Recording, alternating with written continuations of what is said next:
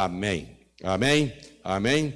Que o Senhor os abençoe. O nosso assunto é falar sobre Páscoa e pela manhã, hoje você deve ter assistido uma aula que eu procurei trazer um pouco sobre a história da Páscoa. Por que que a Páscoa hoje é do jeito que a gente sai na rua e vê ovo, vê uma correria com comida e outras coisas. Então, eu quis trazer na nossa aula pela manhã uma orientação desse caminhar da história e no final da nossa aula o que verdadeiramente é a Páscoa. Agora, muitas coisas que você não entendeu pela manhã, nesta noite você vai entender. Então, o nosso assunto é Páscoa e o tema é redenção. O que queremos falar com cada um de vocês é redenção. Nesse sentido, aí temos que entender e corrigir alguns conceitos, porque muitas pessoas querem falar a respeito de Páscoa, mas não entendem o que essa palavra que você está vendo aí em hebraico,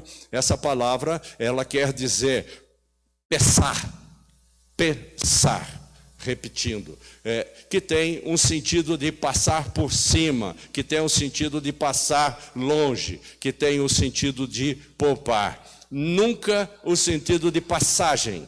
Nunca o sentido de passagem, que é um substantivo que diz um lugar por onde se passa, mas passar de longe, passar por cima, passar de largo. Esse é o sentido que traz. A Páscoa, no grego, ela traz o sentido também dos israelitas, que é sacrificar um cordeiro em memória à redenção no Egito. Como nós podemos ver, nesse momento de introdução, de conhecer um pouquinho mais o nosso pano de fundo, o primeiro mês do calendário, nós vimos na nossa leitura aqui que este seria o primeiro mês. Você viu isso na sua Bíblia. Esse primeiro mês seria o mês de Abib. Posteriormente foi substituído pelo nome de Nissan. E esse nome de mês corresponde exatamente à segunda quinzena do mês de março e à primeira quinzena do mês de abril. Então, é esse mês que se comemora a Páscoa dessa forma. A Páscoa é comemorada na tarde do dia 14, como nós observamos no nosso texto, e de Nissan, quando um cordeiro será imolado e depois assado para toda a família, e toda a família deverá comer desse cordeiro, o cordeiro pascal, chamado cordeiro pascal. E assim entendemos também que no dia 15 começa a festa dos pães asmos. Pães asmos são os pães sem fermento, também chamada a festa de Páscoa, que dura uma semana, que vai do dia 15 até o dia 21. São 7 dias que o judeu comemora de Páscoa. E aí você começa a entender um pouquinho a Páscoa judaica, a compreender um pouquinho o que é a Páscoa judaica. No primeiro Deus fala a Moisés para ele fazer. Você veja lá em Êxodo que nós lemos, versículo 3 e 5. Note bem que você vai olhar na sua Bíblia e os verbos estão no futuro.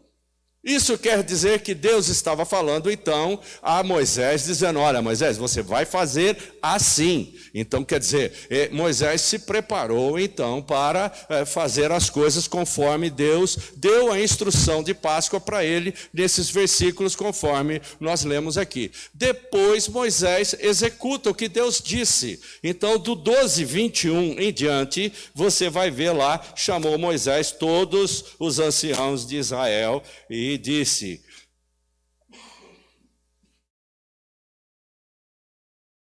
escolhei.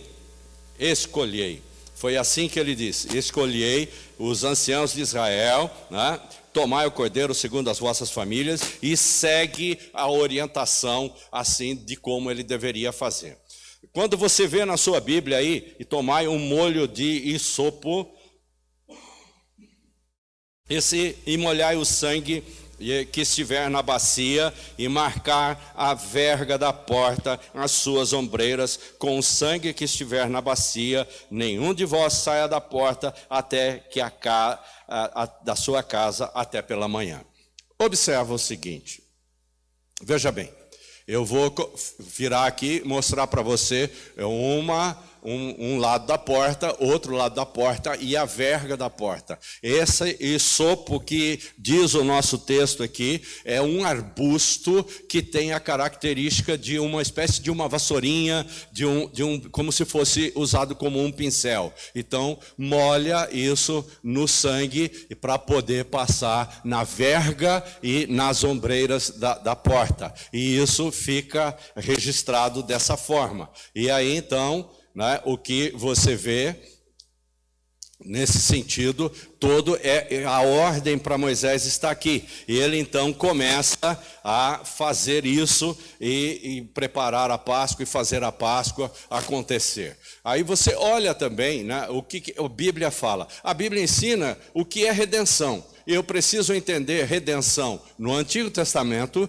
e preciso entender redenção no Novo Testamento. Assim, então, eu começo a compreender um pouco do que é o significado da Páscoa. Né? Isso nós temos, então, e vamos olhar aqui, convido você, nós vamos sair daqui fazendo uma ponte para o Novo Testamento, e essa ponte para o Novo Testamento, nós vamos lidar com as últimas palavras que Jesus falou. E essas últimas palavras que Jesus falou, você junto comigo, agora imagina, feche seus olhos e ouça o que eu vou dizer. Imagina Jesus Cristo na cruz, eram 9 horas da manhã, e nesse período das 9 horas da manhã que você vê aí até as 12, você pode observar que esse período, ele começa a primeira palavra. Jesus vai falar a primeira palavra, ele estando então, onde que Jesus estava?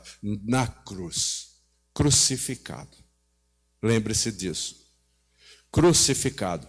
Em Lucas 23:34, a primeira palavra que ele fala está no texto que você pode conferir comigo aí, ó, Lucas 23, de 33 a 38, a palavra que ele fala é essa que está aí, veja lá. O versículo 34, contudo Jesus dizia, Pai, perdoa-lhes, porque não sabem o que fazem. Estão repartindo as vestes dele e lançaram sortes. Davi escreveu isso no Salmo 22, no versículo 18. E Davi escreveu muito antes disso acontecer, ele escreve nesse salmo exatamente o que está acontecendo. Então, primeira palavra de Jesus na cruz foi, Pai, perdoa-os, porque eles não sabem o que fazem. E assim vem, dentro desse período das 9 da manhã ao meio-dia, Jesus lá na cruz, e vem a segunda palavra, a palavra da salvação. Ela se encontra aí em Lucas 23, de 39 a 43. Nós vamos ler o versículo 43. Esse versículo diz assim, Jesus lhe respondeu, em verdade te digo, que hoje estarás comigo no paraíso. Só Jesus pode redimir.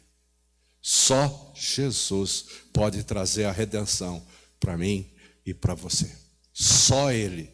E Ele está na cruz. Ele está cumprindo cada pedaço que foi escrito sobre a vida dele, que ele já cumpriu, e ele está na fase final. Está crucificado, mas ele está antenado na sua vida e na minha vida. Porque hoje fazemos isso porque nós cremos em Jesus. Nós acreditamos nele. E por conta disso, então, vamos para a terceira palavra. A terceira palavra diz o seguinte, ele diz uma palavra de amor. Como alguém que pode estar numa cruz sangrando, pode trazer uma palavra de amor. Como alguém que está vivenciando uma situação dessa, todo arrebentado, com dificuldade de respirar, porque quando se coloca o cravo no pulso, ele pega um tendão, e esse tendão ele tem que fazer força para segurar, para poder conseguir respirar.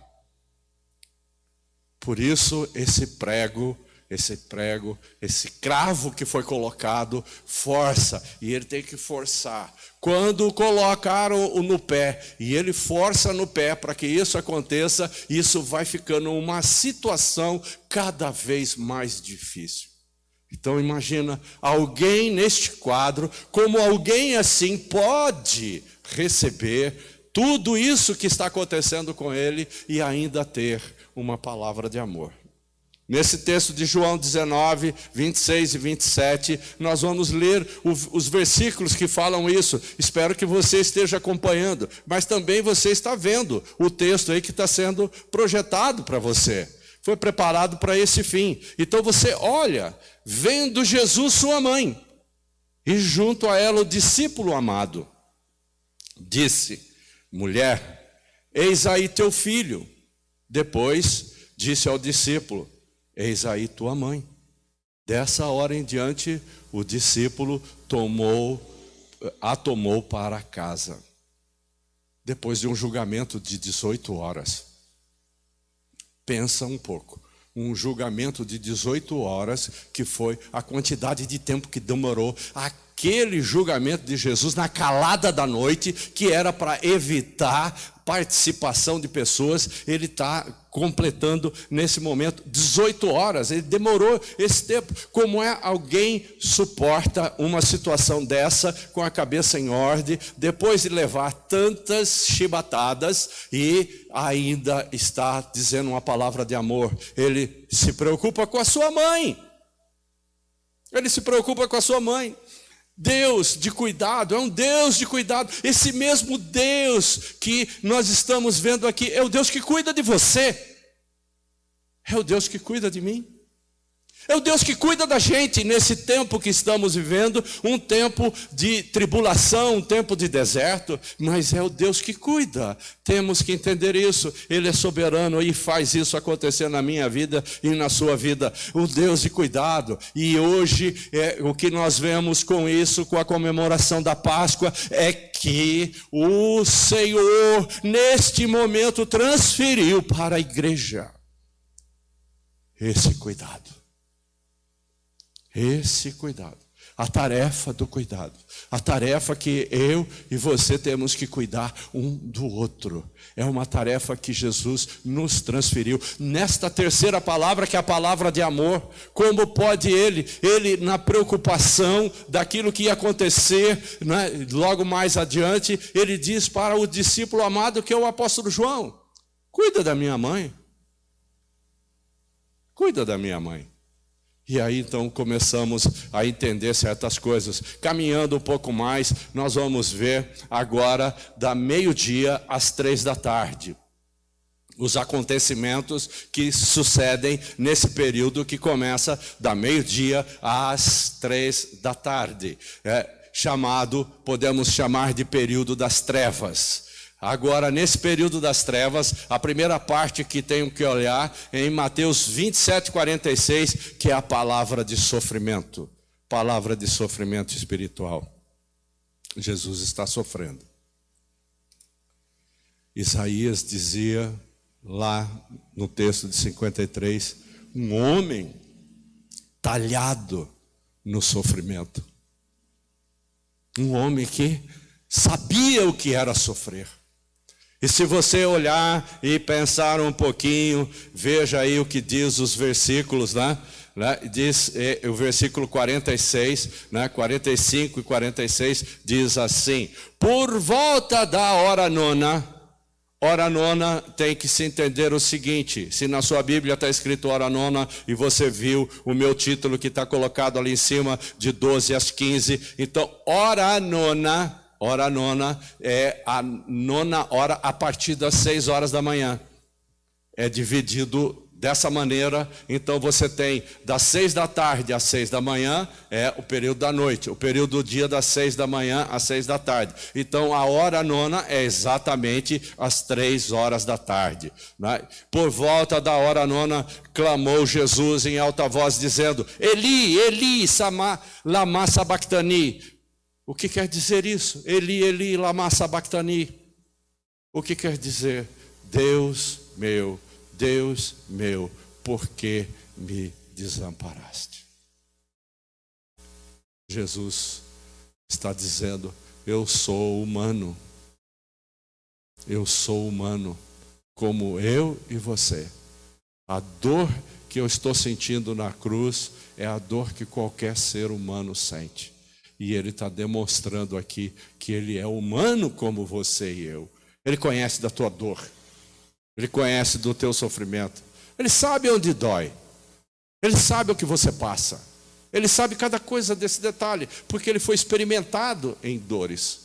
E dentro desta ideia que olhamos, né, um homem que foi treinado no sofrimento, ele diz agora: por que me desamparaste? Ele está dizendo a Deus, e eu e você precisamos entender que é o ser humano falando isso. Deus não podia estar junto com ele. Por quê? Porque ele estava carregando o meu pecado e o seu pecado.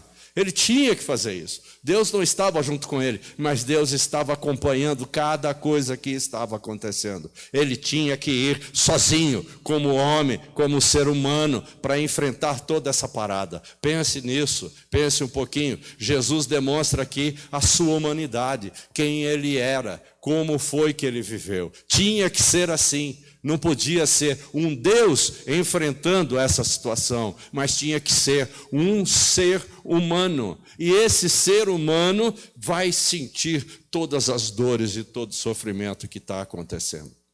Pense nisso. Essa é a quarta palavra, a palavra de sofrimento espiritual. Ele estava sentindo aqui, sabe o que, meu irmão? A distância do Pai.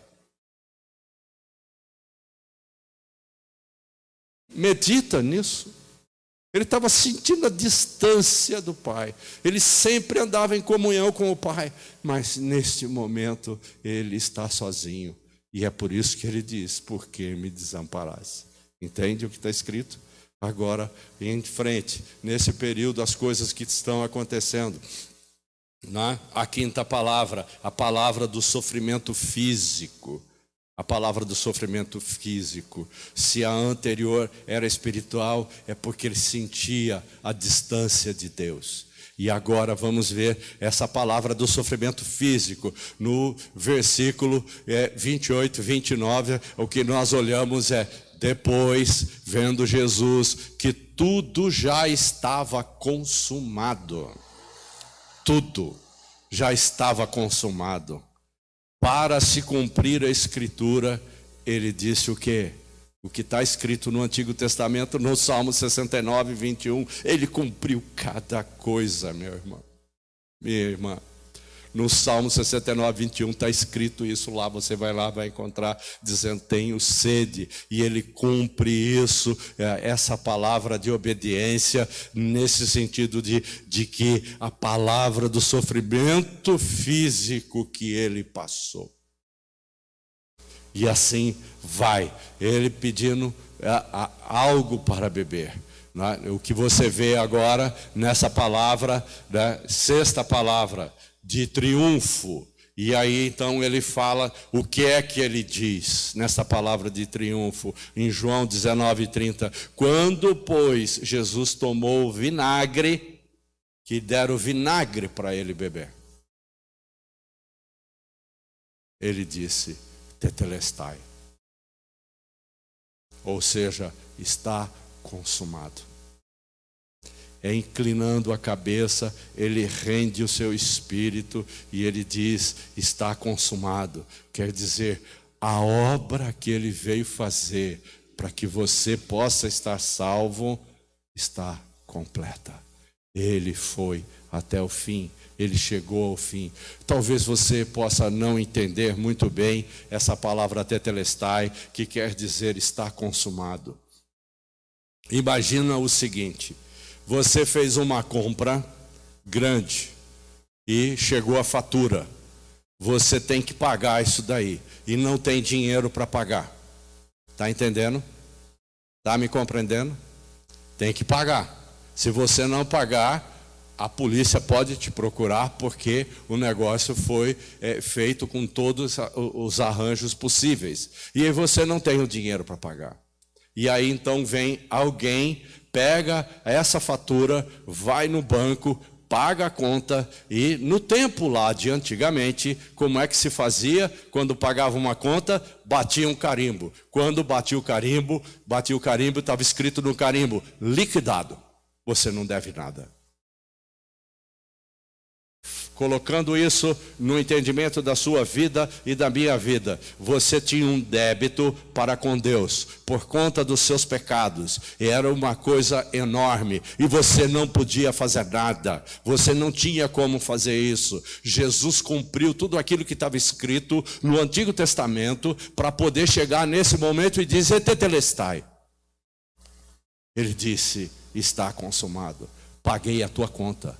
Paguei a tua, a minha, paguei a sua conta, você não deve mais nada. O diabo não pode vir bater na sua porta e cobrar essa dívida, porque eu já paguei. Paguei com o quê? Com sangue na cruz, porque é assim que tem que ser pago a dívida do pecado, com sangue na cruz. E foi o que Jesus fez. E assim, nesse sentido, o que eu começo a olhar, tentando compreender todas essas coisas, a obra está completa, mas ainda é a sexta palavra. Agora vem a sétima palavra de Jesus. Essa sétima palavra é a palavra de entrega, é a palavra que ele se entrega. Então, veja lá em Lucas 23, 46 e 45. Também: então Jesus clamou em alta voz.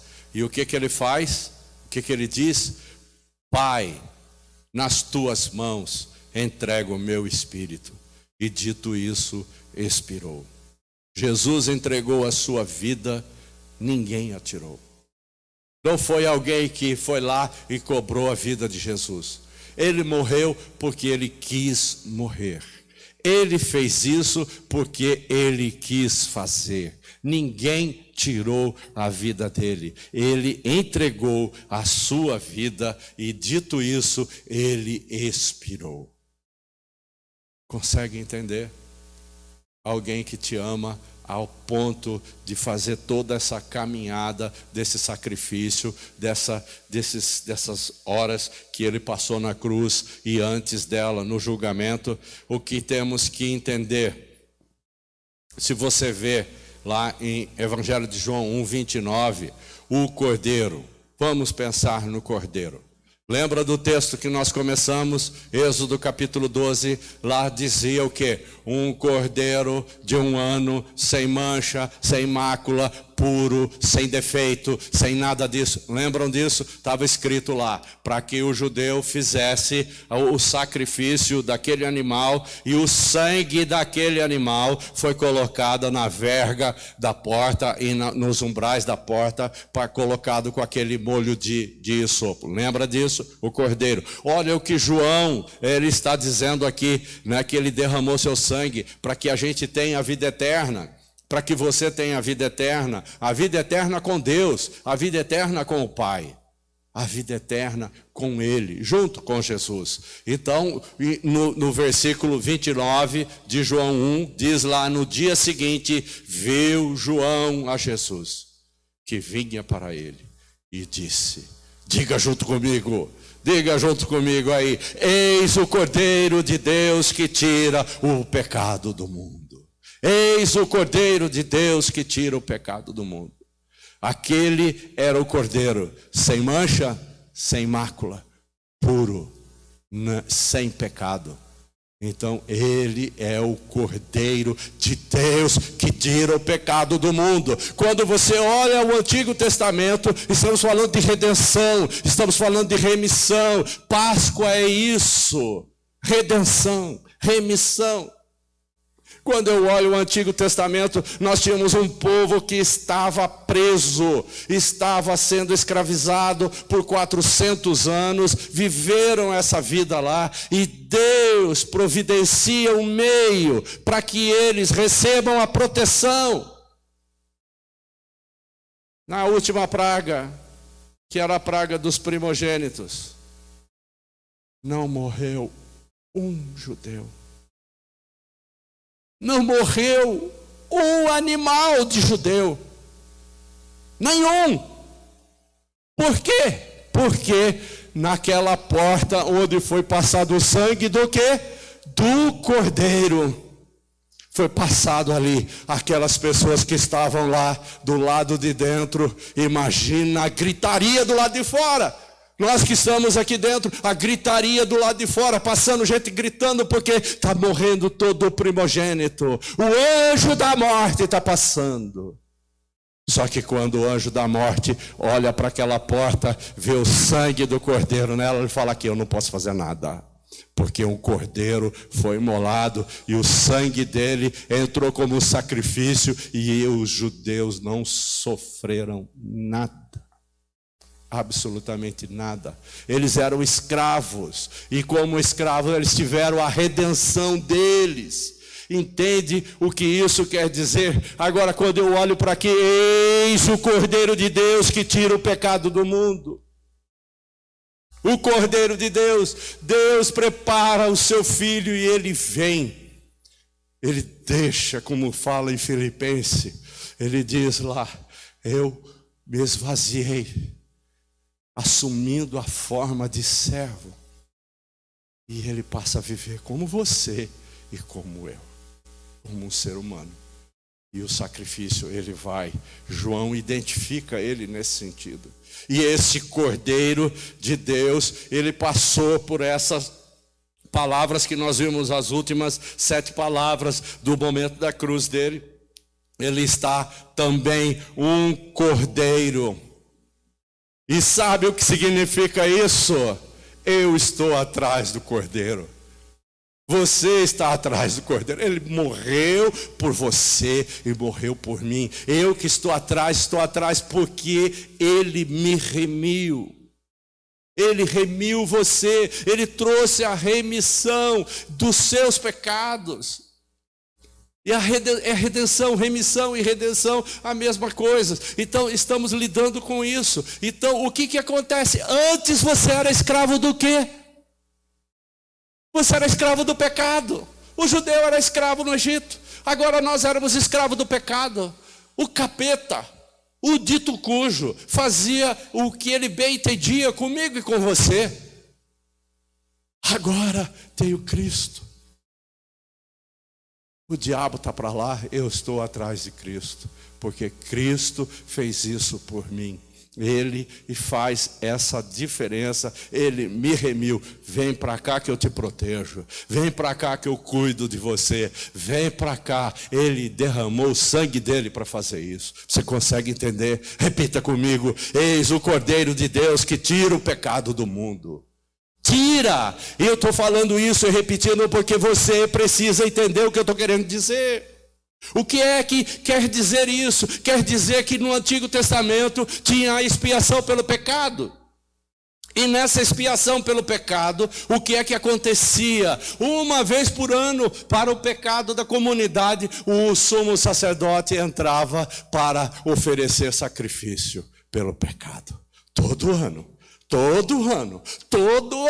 ele tinha que ir lá fazer isso. Agora Jesus, o que está escrito na minha Bíblia, o que está escrito na sua? Cordeiro de Deus que tira, Ele tirou o seu pecado, não tem mais sacrifício, não é mais necessário o sacrifício, e isso que nós comemoramos hoje, Páscoa, é redenção, é a minha redenção, é a sua redenção, porque Cristo fez isso, o Cordeiro de Deus que tirou o meu pecado, tirou. Não fez como era no Antigo Testamento, que era cobrir, a expiação era cobrir. Entende o que digo? Que você possa meditar nessa palavra, que o Senhor possa estar falando no seu coração. Agora eu quero que você, peça a todos os que estão juntos com vocês, atenção nesse texto que é Lucas capítulo 24, de 1 a 8. Se você está com dificuldade de Bíblia, eu vou projetar ela, você vai ter, aí você pode ler a sua Bíblia. Mas eu quero que você faça como se você estivesse na igreja, como se você estivesse cultuando a Deus, como se você estivesse no prédio aqui junto conosco e fazendo tudo isso. Você vai fazer aí na sua casa e nós vamos estabelecer essa conexão. Então veja lá, Lucas 24, de 1 a 8, versículo 1. Mas no primeiro dia da semana, alta madrugada, foram elas ao túmulo, levando aromas que haviam preparado. No versículo 2, e encontraram a pedra removida do sepulcro. Como foi que isso aconteceu? No versículo 3, eu tenho lá, mas ao entrarem, não acharam o corpo do Senhor. Não acharam, ele não estava lá. O túmulo estava vazio.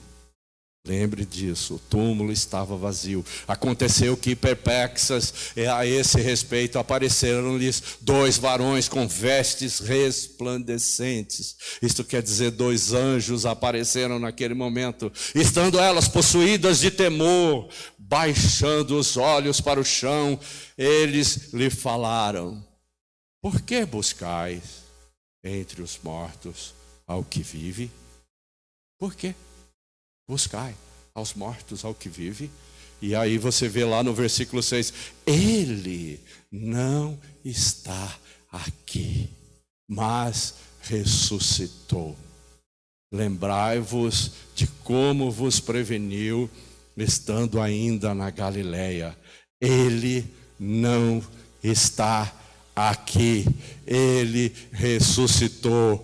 A oferta pelo pecado, o sacrifício pelo pecado foi aceito e ele ressuscita para ficar um tempo conosco aqui na terra e depois ele vai para junto do Pai. Ele veio, cumpriu com a sua missão, ele ressuscitou. Ele ressuscitou. Veja aí o versículo 7, quando disse: importa que o Filho do Homem seja entregue nas mãos de pecadores e seja crucificado e ressuscite ao terceiro dia. Ressuscite no terceiro dia. E o versículo 8, então lembraram de suas palavras. Tudo escrito. Tudo Jesus falou e cumpriu e honrou cada uma dessas coisas. Então, o que eu tenho que entender? Páscoa, a Páscoa judaica é uma Páscoa que trata da redenção dos judeus da escravidão que eles viviam. E a Páscoa nossa que nós comemoramos com a ressurreição de Cristo, o que é? É a redenção que eu tenho de ter sido escravo do pecado. Agora não sou mais. Eu fui redimido pelo sacrifício de Cristo. Redenção e redenção. Compare uma coisa e compare a outra. Você vai ver que os sentidos são muito parecidos. São muito parecidos. E agora quero concluir aqui a nossa fala, para que você possa entender e compreender um pouquinho mais. Eu gostaria de fazer uma pergunta a você. Jesus deu a sua vida por você e por mim. Ele deu a sua vida, para que você pudesse ter vida, para que você pudesse estar aí, onde você está, onde quer que você esteja. O que é que você esteja fazendo? Você está vendo isso. Ele deu a sua vida por você. Ele fez isso. E deu a vida dele também por mim. É por isso que eu estou aqui. Então preciso pensar um pouco sobre isso e também sobre isso. Você quer ser salvo? Você quer ser salvo? Se você quer ser salvo, você precisa se arrepender dos seus pecados e buscar o único Salvador que pode trazer a redenção para a sua vida. Ele pode te redimir. E assim queremos orar. Senhor, Deus de amor, nós estamos unidos aqui. Unidos, Senhor, pela conexão da internet. Estamos unidos, Senhor, porque o Senhor é o nosso Deus. Estamos unidos, ó Pai, porque o Senhor é aquele que morreu na cruz. e que o Senhor fez exatamente as 2 Páscoas, né? O Senhor comemorou as 2 quando passou pelo nosso meio. Tanto a judaica, que é a refeição, como o Senhor também passou, Pai. Essa que o Senhor entregou a sua vida como um cordeiro de Deus que tira o pecado do mundo. Senhor, olha para cada um agora, Senhor. Visita cada lar, visita cada pessoa, Senhor. Visita, Senhor. Visita, Pai. Faz uma visitação especial na vida e no coração de cada um, que cada um possa entender a obra que o Senhor fez e cada um possa compreender a obra que o Senhor fez. Tem misericórdia, Senhor. Olha para aquele que pecou nesta hora e que quer se consertar com o Senhor. Senhor, visita, Pai. Visita esse coração agora que está, Senhor, quebrantado pela Tua palavra, pelo poder da Tua palavra, e que ele possa, Senhor, ser salvo. Senhor, olha para esse coração que está confessando o seu pecado nesse momento, Pai. Olha para cada um deles que estão, Senhor, Deus de amor, Deus de poder, querendo uma nova vida, Senhor. Que o Senhor possa trazer a salvação a esses corações, nesse tempo de tribulação, nesse tempo que estão vivendo aqui, Pai. Senhor, é no nome santo do Senhor que nós oramos e agradecemos. Amém? Amém. Quero abençoar você na sua casa, quero abençoar você, espero que você tenha compreendido verdadeiramente o significado da Páscoa para nós, que o Senhor possa entender isso, Pai. Oh Deus, Senhor amado, olha, Pai, para as nossas vidas, as nossas situações, aqueles que estão doentes, aqueles que estão enfermos, esse nosso país, o mundo que está vivendo, Senhor, nessa situação de ataque à saúde, Pai, e pessoas doentes, Senhor, e muita gente contaminada. Tem misericórdia, Senhor, tem misericórdia do nosso país, tem misericórdia, Senhor, dos nossos governantes, Senhor, que ao invés deles discutirem política, que eles possam se focar, Senhor, naquilo que precisa ser feito, Pai. Coloca, Senhor, a sua mão em toda a direção, Senhor, que todo o nosso Brasil e que todo o nosso mundo, Senhor, possa ser tratado, Senhor, pelo pecado que fizeram. E nesse domingo de Páscoa, Senhor, que eles possam ser redimidos, Senhor, pelo poder do Teu sacrifício na cruz, Jesus. Traz uma bênção especial sobre cada família unida agora, sobre cada um, cada lar, Senhor, em nome de Jesus. E eu quero, quando Moisés disse para Arão, abençoa o meu povo, e Moisés explicou para Arão como ele deveria fazer. Abençoe o meu povo assim, desse jeito ele disse. O Senhor te abençoe e te guarde. O Senhor faça resplandecer o rosto sobre ti e tenha misericórdia de ti. O Senhor sobre ti levante o rosto e te dê a paz. Que você seja abençoado na sua casa, onde você colocar a planta dos seus pés, todo esse lugar vai ser abençoado, porque você está ali e é uma pessoa abençoada por Deus. Amém? Amém. Obrigado pela sua participação, em nome de Jesus. Amém.